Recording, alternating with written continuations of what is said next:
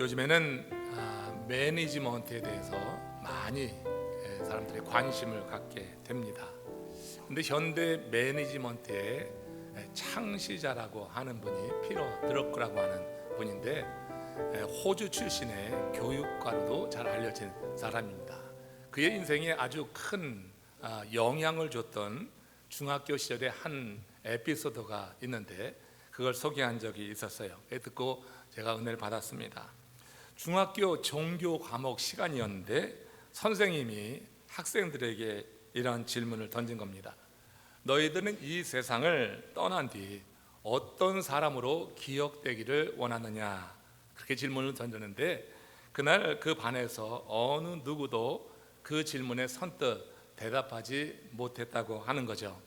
그러자 선생님이 잠시 후에 이어서 이런 질문을 던진 겁니다.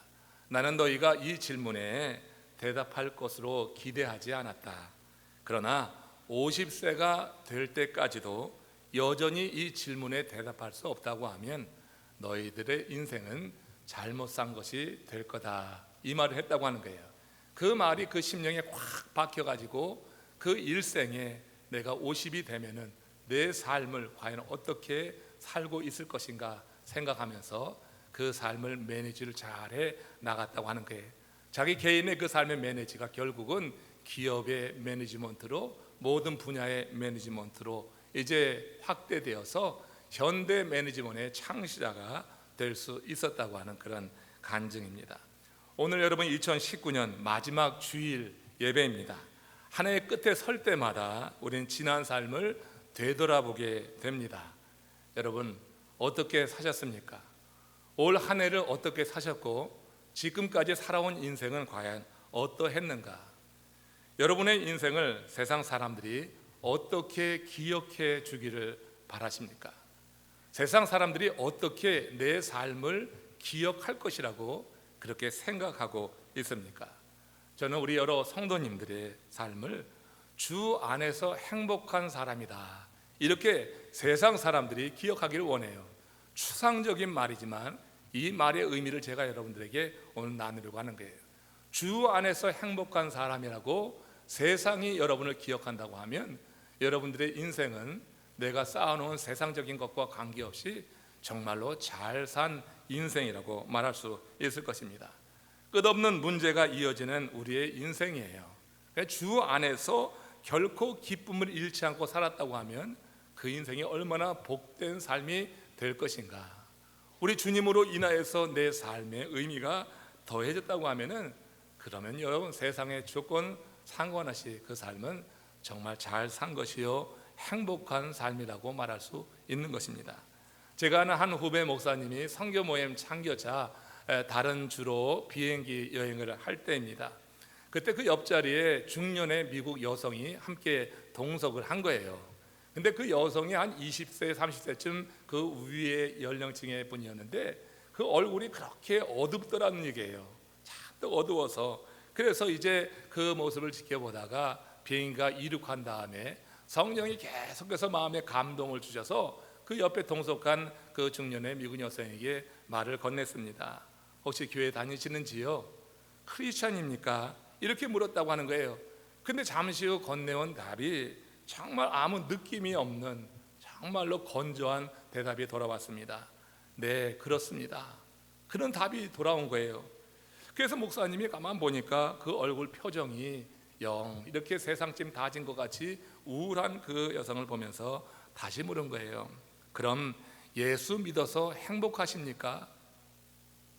여러분 세상 사람들이 여러분에게 물으면은 네, 크리스천입니다 이렇게 말할 수 있을 건데, 그래 예수 믿어가지고 크리스천이 되어서 그러면 행복한가? 이렇게 질문을 할 때 여러분 지체 없이 나는 행복합니다 이렇게 말할 수 있습니까? 이 중년의 여성에게 목사님이 그렇게 묻자 이 여성은 얼른 대답하지 못하고 주저했습니다. 목사님께서 비행시간 내내 신앙생활, 복음에 대해서 같이 증거하고 대화를 나누면서 그렇게 여행을 했다고 하는 거예요. 비행기에 내리게 됐을 때 이 미국 중년 여성이 말해요. 거액의 현금을 헌금이라고 하면서 그 목사님께 드리고 가더라고 하는 거예요. 여러분 복음 전하고 수지 맞은 겁니다. 예? 우리가 복음을 전하게 될 때, 믿음으로 전하게 될 때 어떤 한 사람의 그 심령을 만지게 되면 그 사람의 어떤 마음의 터치가 있으니까 그와 같은 일을 행하고 갈 거 아니겠어요?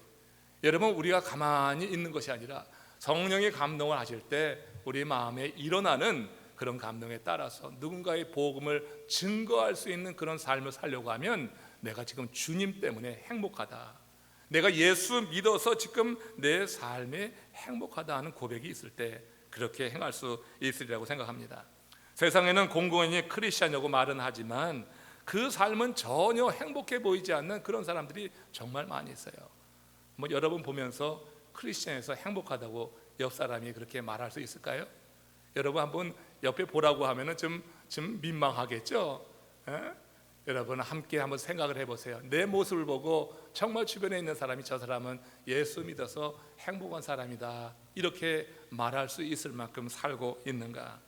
우리가 예수를 주로 고백하는 크리스천이라고 하면 우리는 비록 삶이 고단하고 내 인생에 가진 것이 없어도 언제나 주님 때문에 내 내면의 기쁨이 있습니다.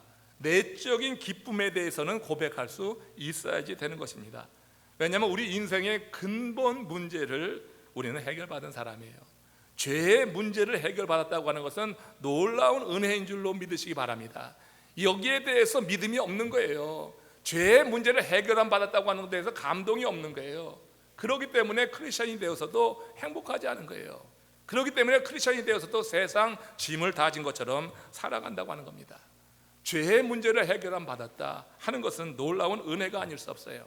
이제 우리는 영생을 바라보며 살아가는 하나님의 사람이 되었다고 하는 것, 이 죄의 문제가 해결되면 우리 인생은 획기적인 신분의 변화가 이루어지는 것이고 전혀 다른 삶의 의미를 갖게 되는 줄로 믿습니다. 마가복음 1장 11절 말씀이 우리 하나님께서 이러한 일을 일러주기 위해서 예수를 통하여서 세례를 받게 하신 그 사건이라고 하는 거예요. 한번 같이 읽어보세요. 같이 읽습니다. 하늘로부터 소리가 나기를 너는 내 사랑하는 아들이라 내가 너를 기뻐하노라 하시니라. 이건 여러분 예수님께서 세례 요한에게 요단강에서 세례를 받으시고 물에서 올라오게 될 때 하늘에서 열리고 하늘 음성이 들린 거예요. 너는 내 사랑하는 아들이라 내가 너를 기뻐하노라는 하늘의 음성이 들린 것입니다. 예수님은요 이 세상에 오신 육신을 입고 온 사람 가운데 죄 없는 유일하신 분이에요. 세례 요한의 세례는 죄를 씻는 죄 사함의 세례였던 것입니다. 그렇기 때문에 죄 없으신 예수님이 죄 사함에 받을 필요가 없는 거예요. 그렇지만 예수님은 하나님의 은혜의 감동에 따라서 그 세례 요한에게 세례를 받으셨어요. 세례를 받고 올라오는 그 동시에 여기서 하늘에서 그를 증거하기를 내 사랑하는 아들이라 내가 기뻐하노라 하신 이 말씀을 통하여서 무엇을 우리에게 일러주는 것입니까? 우리가 예수 그리스도로 말미암아서 죄 사함을 얻게 되게 될 때 우리의 신분의 변화가 찾아온다고 하는 거예요. 우리가 그때 비로소 하나님의 아들이요 딸이라고 하는 신분을 갖게 되는 줄로 믿습니다.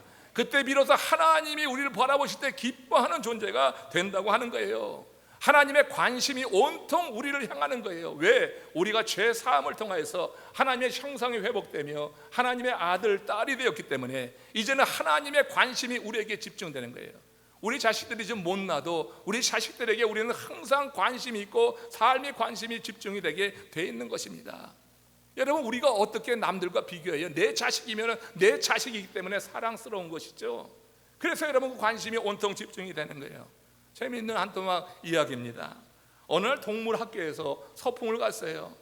그런데 엄마 토끼가 보니까 새끼 토끼가 도시락을 가지고 가지 않은 거예요. 그래가지고 급하게 엄마 토끼가 새끼 도시락을 챙겨가지고 학교로 뛰어갑니다. 약 뛰어가는데 엄마 다람쥐가 중간에서 나타나더니 그 엄마 다람쥐가 엄마 토끼한테 부탁을 하는 거예요. 우리 애도 도시락을 가져가지 못했는데 이 도시락을 좀 전해주실 수 있냐고. 그러니까 이제 엄마 토끼가 어려운 일도 아느니 그렇게 하죠. 그런데 대개 아이가 어떻게 생겼죠? 내가 어떻게 알고 대개 아이를 찾죠? 그랬더니 엄마 다람쥐가 그런 말 하는 거예요. 염려하지 마세요. 그 반에서 제일 예쁜 아기가 우리 아이예요. 그 반에서 제일 예쁜 아이만 찾으면 됩니다 하면서 염려하지 말라고 하는 거예요. 그 말을 듣고 엄마 토끼가 이제 학교로 가서 이 새끼 다람쥐를 찾는데 도무지 찾을 수가 없는 거예요. 여러분 왜 못 찾았을까요? 엄마 토끼의 눈에는 지 새끼만 제일 예뻐 보이는 거예요. 자기 새끼가 제일 예뻐 보이니까 그 반에서 제일 예쁜 뭐 다른지 볼 수 없는 거예요. 여러분, 예수님은 이 여러 세상의 많은 자연물을 가지고 비유하시고 말씀하셨는데, 여러 자연을 통하여서 우리에게 강조하신 바가 있어요. 그게 뭐냐면 하나님이 우리를 사랑하시는데, 세상에서 가장 사랑하신다고 하는 것을 이런 여러 주변에서 볼 수 있는 자연, 그런 현상을 보면서 우리에게 말씀하셨습니다. 예수님은 누구나 쉽게 접할 수 있는 주변의 자연 현상을 가지고 하나님의 뜻을 나타내기도 하고 인간에 대한 하나님의 사랑을 표현하기도 하셨던 것입니다. 오늘 본문 말씀이 바로 우리 하나님께서 우리를 얼마나 사랑하시는가, 세상에서 가장 예쁜 그런 존재로 보시는 그런 이유를 이 말씀 속에서 우리가 볼 수 있는 거예요. 마태복음 6장 26절에서 28절 말씀 같이 보십시오. 숱하게 읽었던 비유의 말씀인데 여기서 하나님의 큰 사랑을 여러분 확인할 수 있기를 원해요. 같이 읽습니다.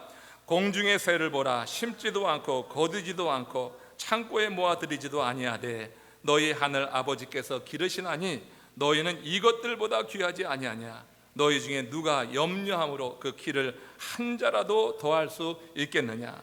또 너희가 어찌 의복을 위하여 염려하느냐. 들의 백합화가 어떻게 자라는가 생각하여 보라. 수고도 아니하고 길쌈도 아니하느니라. 우리 주님은 백합화와 새를 예를 들면서 하나님이 우리를 얼마나 사랑하시는가를 지금 설명하시려고 하는 거예요. 하늘을 보아도 산을 보아도 흐르는 물을 보아도 그리고 바람 소리를 들어도 쏟아지는 비를 맞아 가면서도 이름 없는 들불 속에서도 하나님이 우리를 생각하고 우리를 사랑한다고 하는 그 소리를 들을 수 있는 것 아닌가.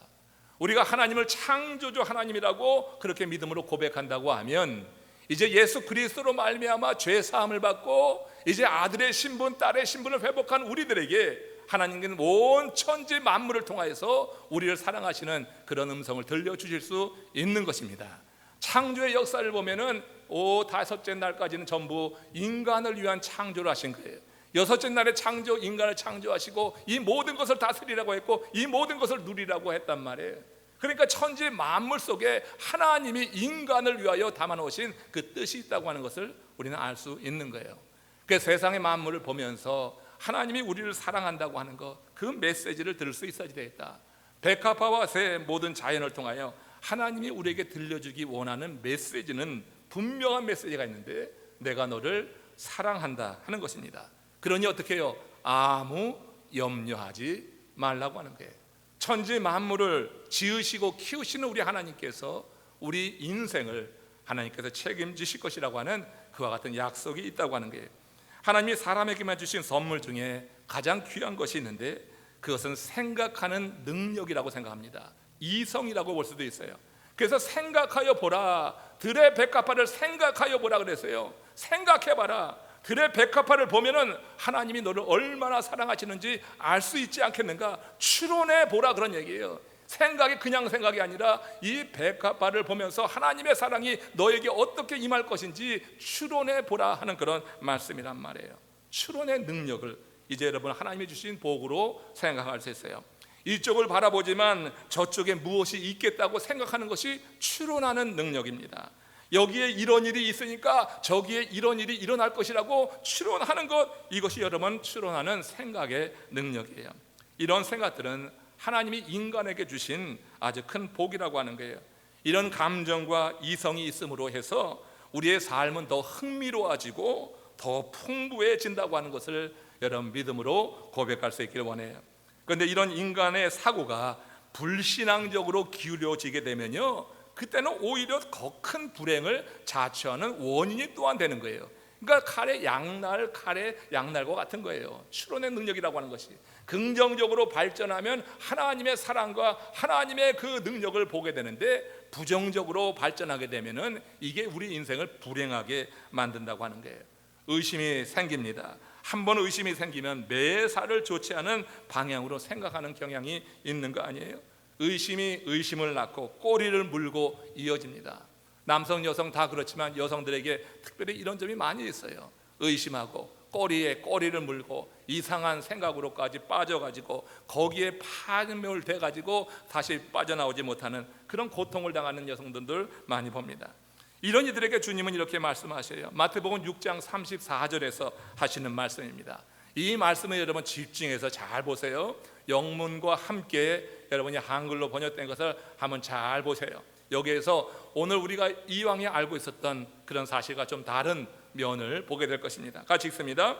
그러므로 내일 일을 위하여 염려하지 말라. 내일 일은 내일이 염려할 것이요 한날의 괴로움은 그날로 족하니라. 우리 주님께서 하시는 이 말씀을 잘 들어보세요. 내일 일은 내일 염려할 것이요가 아니라 내일 일은 내일이 염려할 것이요 이렇게 되어 있어요. 여러분 예전 성경에는 내일 일은 내일 염려할 것이 이렇게 되어 있단 말이에요. 근데 지금 개역 개정에서 이 조사 하나가 들어가면서 의미를 확 바꿔버리는 거예요. 오늘 그 말씀을 좀 드리면서 말씀을 마무리할 테니까 한번 주의 집중해서 들어보십시오. 우리는 모두 내일을 위하여 준비하며 살아갑니다. 은퇴 후의 삶을 위해서 젊어서 열심히 일하잖아요. 젊어서 열심히 일하며 은퇴를 준비한 사람은 노후가 그래도 물질적으로는 궁핍하지 않게 살 것입니다. 또 열심히 운동을 하는 경우도 보면 노후가 되어서 아프지 않고 그래 건강하게 노후를 맞이하기 위해서 그렇게 열심히 운동을 하는 거 아니에요? 근데 예수님은 내일 일을 위하여 염려하지 말라 이렇게 말씀을 하셨어요. 분명히 이는 내일을 위하여서 아무 준비도 하지 말라고 하는 그런 말씀이 아니에요. 이 말을 잘 오해하는 경우가 있어요. 그래서 여러분 목사님 하나님을 믿으면 목사님 미래를 위해서 무슨 준비가 필요합니까? 하나님을 믿으니까 우리 다 미래 하나님이 하실 걸로 알고 그렇게 가면 되죠. 이렇게 말하는데 이건 잘못된 생각이에요. 미래를 위해서 내일을 위해서 준비하는 그 자체가 잘못된 것이 아니라고 하는 거예요. 다만 그것이 생각처럼 지금 오늘 되지 않을 때 지나치게 염려하는 것, 오늘 되지 않는다고 내가 부정적인 생각, 추론의 능력이 발휘해가지고 내일로 되지 않을 거라고 생각을 해서 염려하는 것, 이것이 문제라고 하는 거예요. 예수님이 그 다음에 이어서 하시는 말씀이 그래 중요한 겁니다. 뭐라고 하시냐면 한날의 괴로움은 그 날로 족하니라 그랬어요.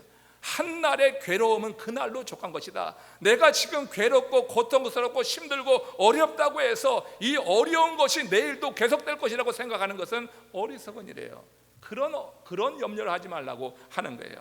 이 믿음이 있다고 하면 오늘이 괴롭다고 하여서 내일도 괴로울 것이라고 하는 생각은 하지 않게 될 건데, 이런 믿음이 없으니까 많은 사람들이 오늘 내가 힘들면, 내 인생이 풀리지 않으면 내일도 그렇게 어렵게 되지 않을까 해서 염려하게 된다고 하는 거예요. 우리 주님은 이제 우리 주님이 이렇게 들의 백합과 하늘 나는 새를 통하여서 일러주는 것은 그 모든 식물과 그런 생물들은 하나님께서 오늘 주시는 것을 먹고 누리고 감사하고 지내는데 이제 내일에 대한 염려를 맡게 되지 않을 거냐 하는 그런 주제로 말씀을 드리고 있는 거예요. 그래서 마태복음 6장 31절에 보면은 이 말씀도 함께 잘 기억을 하십시오. 많이 읽었다고 다 아는 게 아니에요. 분명히 여러분 이해를 하실 수 있길 원해요. 같이 읽습니다. 그러므로 염려하여 이르기를 무엇을 먹을까, 무엇을 마실까, 무엇을 입을까 하지 말라. 이 말의 의미를 면밀히 살펴보면은 먹을 것과 마실 것과 입을 것이 없어서 염려를 하는 것이 아닙니다. 그렇게 염려하는 것이 몸에 배어있는 습관처럼 된 거예요. 먹을 것이 없어서, 마실 것이 없어서, 입을 것이 없어서 염려하는 것이 아니야. 그냥 습관이야. 여러분 지금까지 살아오시면서 먹을 것이 없었고 입을 것을 입지 못했고 마실 것을 마시지 못한 사람 여기 한 사람이라도 있습니까? 그렇다고 하면 여기 안 나와 있을 거예요.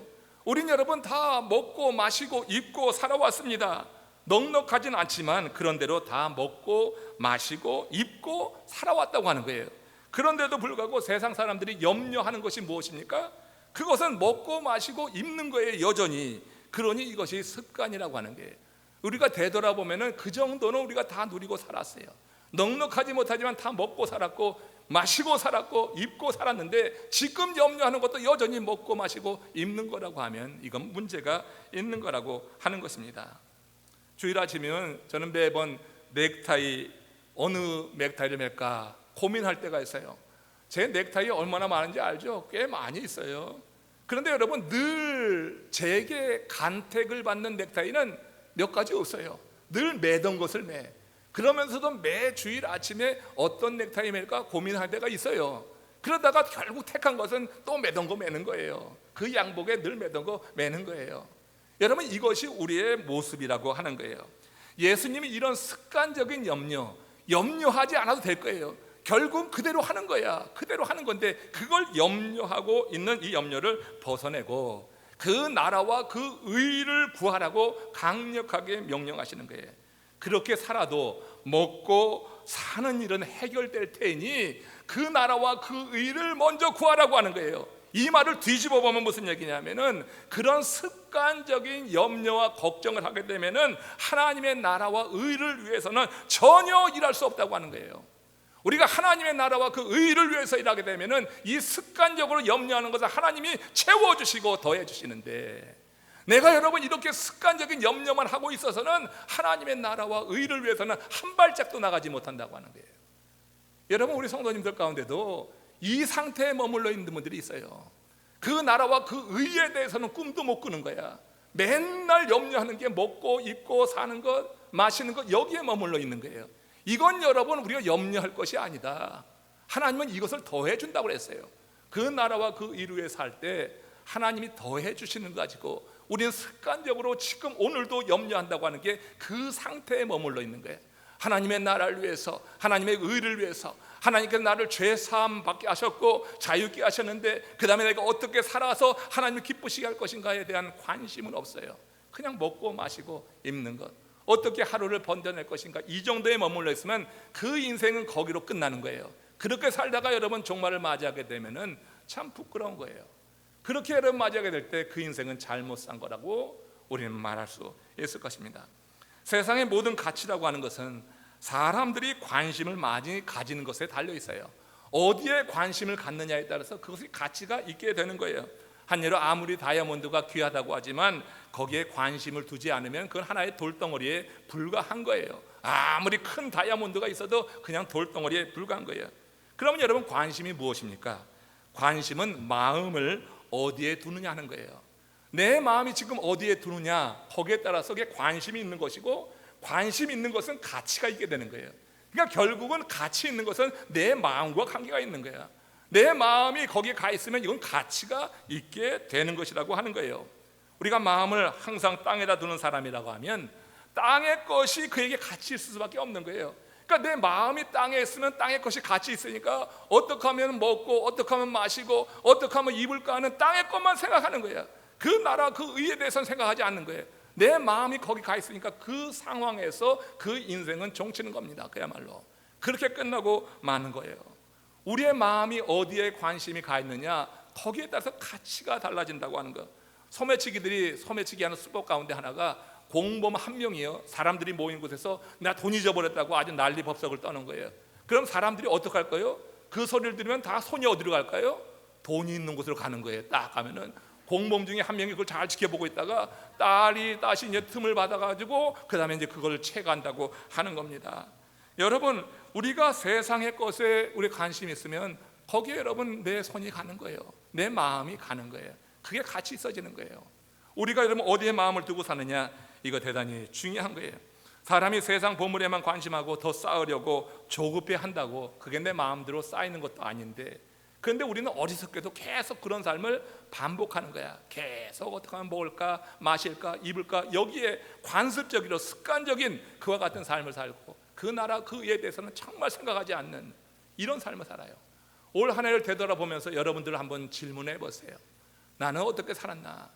내가 지금 먹을 것, 마실 것, 입을 것, 이 단계에 머물러 있는 건 아닌가? 그렇다고 하면 좀 나은 삶을 이제는 사셔야 됩니다. 그래서 새로운 해에는 마음의 결심, 다짐을 하면서 그 나라와 그 일을 위한 꿈도 한번 꿔봐야지 될 것이 아닐까. 우리의 계획이 선하다고 하면은 절대 초조해하거나 조급해할 필요가 없습니다. 다만 부지런히 내게 주어진 삶을 살면은 되는 줄로 믿어요. 그때 복이 임한다고 하는 거예요. 이와 관련해서 잠언서 기자가 잠언서 21장 5절에서 이렇게 말씀합니다. 같이 합독합시다. 시작. 부지런한 자의 경영은 풍부에 이를 것이나 조급한 자는 궁핍함에 이를 따름이라. 여기 여러분 부지런한 자와 조급한 자가 대조되고 있습니다. 잘 보세요. 부지런한 자와 조급한 자는요, 외적으로 보면은 다 열심히 일하는 사람이에요. 아주 분주하게 움직이는 사람이에요. 이 부지런한 사람, 조급한 사람 열심히 살아요. 조급한 사람이 가만히 있는 사람 없어요. 뭔가를 해보려고 막 하지요. 그래서 여러분 혈안이 돼서 이것저것 들쑤셔보고 행하지 않습니까? 결국 부지런한 자와 조급한 자는 다 외적으로 보면은 열심히 일하는 사람으로 보여요. 그러나 그 결과가 천양지 차이라고 하는 거예요. 부지런한 자는 풍부에 이를 것이나 조급한 자는 궁핍해지고 말 것이라고 하는 거예요. 그럼 이 둘의 차이가 어디에서 오는 건가? 그건 관심의 차이라고 하는 거예요. 내가 어디에 가치를 두느냐, 여기에 차이가 있다고 하는 거예요. 잠언서는 지혜의 책입니다. 그 지혜는 곧 말씀이요 하나님이에요. 그러니까 하나님이 기뻐하시는 삶이 무엇인가를 말하는 거란 말이에요. 그러니까 부지런한 자의 관심은 어디에 있어요? 하나님의 영광에 있는 거예요. 마태복음에서 예수님이 말씀하신 것을 가지고 따지면은 그것은 하나님의 의와 그 나라를 추구하는 삶, 이게 여러분 부지런한 자의 삶이라고 하는 거예요. 조급한 자는 뭡니까? 자기 자신의 영화에 있어요. 그의 삶은 먹고 마시고 입는 거란 말이에요. 그러니까 그의 관심은 세상에 치우쳐 있게 마련이에요. 근데 여기서 그 차이가 풍부와 궁핍이라고 나눠진단 말이에요. 근데 이 풍부하고 궁핍이라고 하는 것은 단순히 물질적인 차원을 말하는 게 아닙니다. 이건 영적인 차원까지 확대되는 것이고 어떤 의미에서 영적인 이 차원을 더 강조하는 거예요. 바울은 구원 얻은 하나님의 사람은 그 관심의 변화를 이루어야 된다. 정말 구원 얻은 사람이라고 하는 관심의 변화가 나타남으로 구원 얻은 것을 확증해야 된다고 하는 거예요. 그런 의미에서 골로새서 3장 1절에서 이렇게 말씀합니다. 같이 확인해 봅니다. 시작. 그러므로 너희가 그리스도와 함께 다시 살리심을 받았으면 위의 것을 찾으라. 관심이 땅의 것이 아니라 위의 것으로 나가게 된다고 하는 거예요. 네가 그리스도와 함께 살리심을 받았다고 믿느냐, 이 얘기예요. 먼저 여러분들이 예수 그리스도로 말미암아서 새 생명을 얻었다고 확신하십니까? 확신 있는 사람이 몇 안 되잖아요. 다시 한번 묻겠어요. 여러분들이 예수 그리스도로 말미암아서 새 생명을 얻었다고 확신하십니까? 여러분 확신할 수 있기를 원합니다. 여기에 대해서 좀 확실하게 대답할 수 있기를 원합니다. 내가 예수 그리스도와 함께 다시 살리심을 받았다고 하는 것은 내 죄의 문제가 해결됐다고 하는 거예요. 내가 여러분 이 죄로 말미암아서 그 짐으로 인하여서 세상 것 많이 이뤄도 뭔가 컬컬하고 답답하고 눌려있고 기쁨이 없었던 그 삶이 이제 회복된 것을 의미한단 말이에요. 그러니까 그리스도와 함께 다시 살리심을 얻었다고 하면, 그래서 크리스찬이 되었다고 하면, 하나님의 형상을 회복하였다고 하면은 지금 위의 것을 찾으라. 위의 것을 찾는 삶의 관심, 내 마음이 세상 것에 처박혀 있는 것이 아니라 위의 것을 향하여 열려 있는 그 마음, 이 마음을 통하여서 그리스도와 함께 살리심을 입었다고 하는 증거를 보이라고 하는 거예요. 여러분 쉽지 않죠? 신앙생활 처음에 되게 쉬운 줄 알았죠? 구원이 뭐 그렇게 만만한 건 줄 아세요? 예수 믿는다고 하는 게 여러분 그렇게 말만 한다고 되는 게 아니라고 하는 거예요.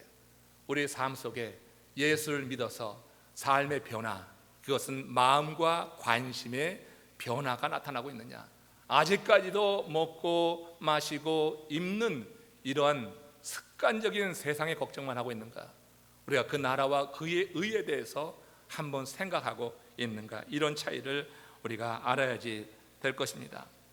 우리가 여러분 궁극적인 관심이 하나님의 나라가 되어야 된다고 하는 것이 바울의 말씀이에요. 그래서 하나님이 하늘문을 열어주시고 부어주심으로 풍요로운 복을 누릴 수 있다. 이것은 물질적인 차원뿐만 아니라 영적인 차원까지, 단순히 영적인 차원으로 이 다음에 죽어서 복이 아니라 이 땅에서도 복이에요. 왜냐하면 이 땅에서 하나님의 나라와 그 의를 위해서 일하려고 하면 이 세상은 물질 세계인데 물질 없이 되는 게 있습니까? 여러분 교회에서 헌금하는 이야기는 당연히 하는 거예요. 감사함으로 드리는 거예요. 그래야지 하나님의 일이 이루어질 거 아니에요. 그냥 여러분 왔다 갔다 하면 하나님의 일은, 사역은 어떻게 이루어지냐고. 그러니까 중직을 맡게 되면 이 부분에 대해서 우리가 책임감도 함께 갖게 되는 거예요. 그러니 여러분 하나님의 일을 위해서 우리가 꿈을 꾼다고 하면, 그 나라와 그 의를 위해서 살겠다고 하면 하나님께서 그렇게 결정하는 자에게 이런 것을 주시지 않겠느냐고 하는 거예요. 이 생각은 없이 여기에만 매여 있으니까 그냥 자기 혼자 조급해하고 그렇게 초조해하고 살다가 여기서 끝나고 마는 거야. 그러나 그 나라 그 의를 위해서 꿈을 꾸게 될 때 하나님께서는 이 필요한 모든 것을 공급해 주신다고 하는 약속이 이 말씀에 담겨 있는 줄로 믿으시기 바랍니다. 하나님은 시험까지 하라고 했으니까 시험해서라도 하나님의 의가, 그 나라가 이 땅에 이루어지는 것을 한번 같이 볼 수 있기를 원해요. 아름다운 자연을 보십시오. 세상 모든 자연은 하나님, 하늘의 모든 것을 맡기고 살아가는 거예요. 세상의 푸르른 나무, 지금 1월, 2월 우리 마이애미 지역에서 가장 좋은 계절이고, 여기는 뭐 천국이라 이렇게 우리가 말하는데, 여러분 저 미시간에 지난달 한번 갔다 왔더니, 미시간이 아니라 뉴저지에 갔다 왔더니 어떻게 뉴저지에서 살까 걱정이 되더라고. 나무마다 다 그냥 그 잎사귀가 떨어지고 시꺼멓게 변해가지고 아주 살벌해. 그런데 어떻게 살까? 근데 거기는 뭐 여름, 가을이 좋으니까 그때는 뭐 풍성한 얘기가 오가겠지만, 지금 가서 보니까 아니 우리 지역만큼 살 곳이 이렇게 좋은 곳이 없어. 너무너무 좋으니까 1월 달에 이곳에 많이 잤잖아요. 우리가 여러분 드라이브 가다 보면은 어디 여러분 누런 나무가 어디 하나라 있어. 다 푸릇푸릇 초록색을 입고 있습니다. 우리 집에는 나무들 더 가지려고 욕심 부리지 않습니다. 주는 것만큼만 받는데 이렇게 푸르른 나무 잎을 갖고 있어요. 저토록 아름다운 자태를 나타내고 있는 거예요.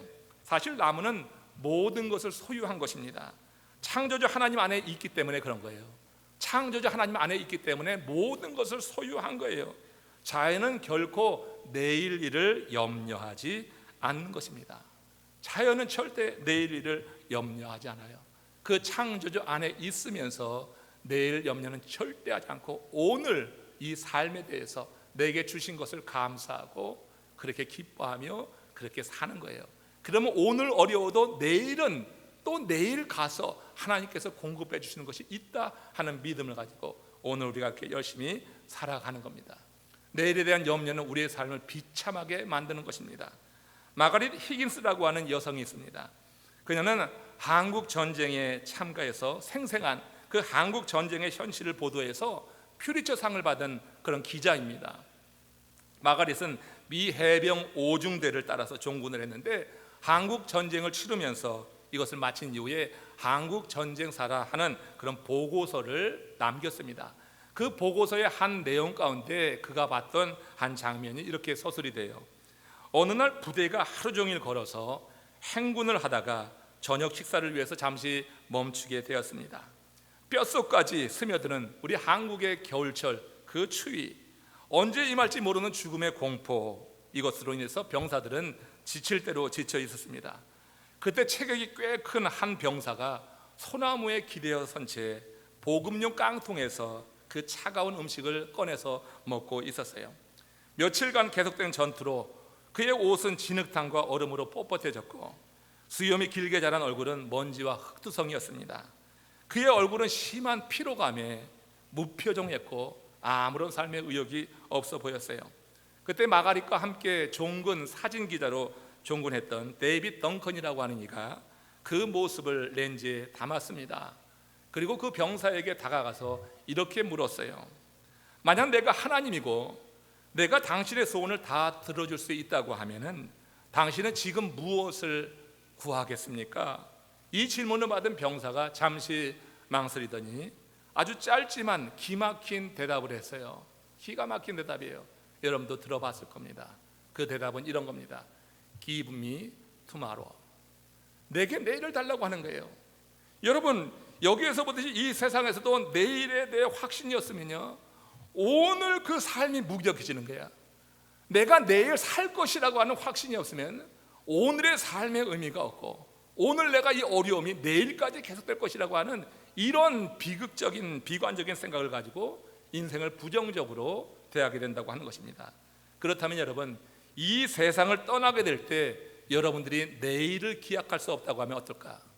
이 세상에서 하루 이후의 삶을 기약할 수 없어도 삶이 그렇게 처절하고 비관적이 되는데, 우리가 이 땅에서 신앙생활하는 이유는 영원한 삶, 내세에 대해서 우리가 확신을 갖고 영원히 살 것에 대한 소망 중에 살아가는 건데, 그 내일에 대한 희망이 없고 거기에 기약이 없다고 하면 오늘 우리의 삶은 나이가 들어가고 내 나이가 들어가면서 주름이 생기고 이가 빠지고 몸의 기관이 하나둘 망가지게 될 때, 그때 얼마나 절망적이 될게요. 그러나 여러분, 그 내일에 대한 확실한 기대와 소망이 예수 그리스도 안에서 우리에게 주어진 줄로 믿습니다. 그렇기 때문에 예수로 말미암아 다시 살아난 사람이라고 하면은 그 삶이 지금 내 상경이 어렵고 더 힘들어진다 할지라도 그 내일에 대한 기대를 가지고 오늘 우리의 삶에는 의미를 더해갈 수 있다고 하는 거예요. 내일을 소유하려고 하면은 우리가 여러분 이런 질문에 잘 대답해야 돼요.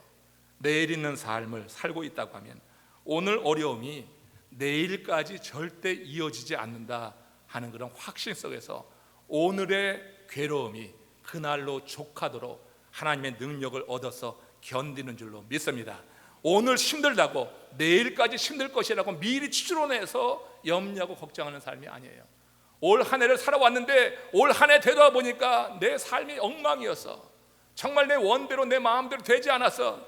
그렇다고 여러분 내년도 그렇게 될 것이라고 미리 생각하지 마시라고요. 내년의 삶은 내년이 주관하도록 되는 거야. 그래서 오늘 말씀을 다시 한번 보면서 마무리하겠어요. 마태복음 6장 34절을 여러분 주의 깊게 보십시오. 이거 이 말씀에 답이 있어요. 같이 읽습니다. 그러므로 내일 일을 위하여 염려하지 말라. 내일 일은 내일이 염려할 것이요 한날의 괴로움은 그날로 족하니라. 우리가 이 구절을 읽으면서 내일 걱정은 내일하고 오늘 걱정은 오늘로 족하다 이렇게 많이들 이해했어요. 그죠? 여러분 안 그랬습니까? 내일 걱정은 내일 하자. 그냥 오늘 걱정 오늘만 하고 내일 걱정까지 뭐 할 거 없다 그랬는데요. 이 개역 성경이 번역이 우리로 하여금 그런 오해를 갖게 한 거야. 개역 성경, 개역 개정 이전에 예전의 성경에는 뭐라고 되어 있냐면 내일 일은 내일 염려할 것이요 이렇게 되어 있어요. 그러니까 내일 일은 내일 염려할 거라고 하니까 내일의 걱정은 내일 하라 이렇게 우리가 잘못 해석되어 있지만 우리가 갖고 있는 이 성경은 뭐라고 그랬어요? 내일이라고 하는 단어 끝에 조사 하나가 붙었어. 이라고 하는 것. 내일이 염려하게 할 것이요. 조사 하나가 의미를 확 바꿔버리는 거예요. 내일 일은 내일이 염려하게 할 것이다. 이것은 시간의 주관자이신 하나님에 대한 믿음을 전제로 하는 거예요. 하나님께서 넷째 날 시간을 창조하시고 시간 후에 계신 우리 하나님, 모든 시간을 통제하시고 인생에게 주신 생명의 기한을 정하시는 우리 하나님, 그 하나님에 대한 전제가 있는 거예요. 내일이라고 하는 시간은 나의 시간이 아닌 것입니다. 내일은 아직 나에게 주어진 것이 아니니 내일 염려 자체가 무의미하다고 하는 거예요. 결국 이 말을 통해서 우리에게 강조하는 것은 내일 염려하지 말아라. 내일은 하나님의 주권 안에 있는 시간이에요. 그 내일의 일을 내가 지금 걱정한다는 것은 이게 어리석은 일이고 그것은 하나님의 주권을 범하는, 하나님 주권에 도전하는 일이 될 수도 있는 거예요. 여러분 모두가 다 내일 일은 내일이 염려하도록 행하시는 믿음의 사람 되시기를 주의 이름으로 축원합니다.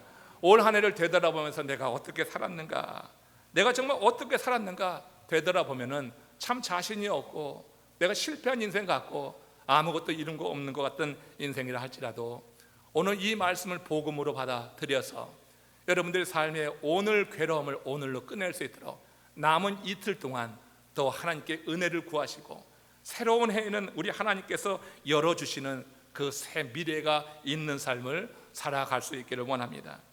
주님은 내일은 아직 나의 것으로 주어진 것이 아니니 내일 염려 자체가 무의한 것이다. 결국 이 말씀이 강조하는 것은 내일은 염려하지 말라고 하는 점에는 같지만 시간의 주관자이신 하나님을 인정하고 하느냐 그렇지 않느냐의 차이가 있는 거예요. 이와 관련해서 종교개혁자 마틴 루터가 한 말이 의미가 있어요.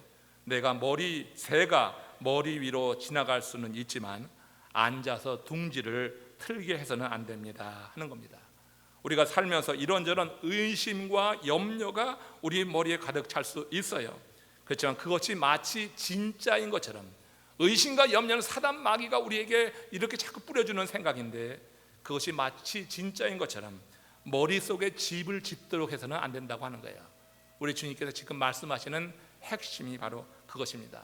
사단 마귀의 유혹에 넘어가서 그런 세상의 염려, 먹고 마시고 입는 습관적인 걱정에 빠져가지고 미래를 망치지 말라. 잘못된 생각이나 의심이나 염려하는 것에 마음을 빼앗기지 말라 하는 이 메시지를 여러분 이 한 해 마지막 주일 우리 주님이 주시는 그런 말씀으로 받아서 새로운 해를 정말 새롭게 예비하며 준비하는 것. 이제 올해는 끝났습니다. 끝난 거 뒤로 두고 새해 새로운 마음을 가지고 우리 주님이 주시는 은혜의 능력 안에서 위의 것을 구하며 승리하시는 하나님의 사람들 되시기를 주의 이름으로 축원합니다. 고개 숙여서 함께 기도하시겠습니다. 함께 기도하실 때 이처럼 살아오지 못한 삶을 회개하고 반성하며 새로운 해에는 주님 주시는 마음으로 우리가 위의 것을 구하게 하소서. 먼저 그 나라 그 의를 구할 수 있는 삶을 살아가게 하소서. 우리 다 같이 합심으로 잠시 기도하겠습니다.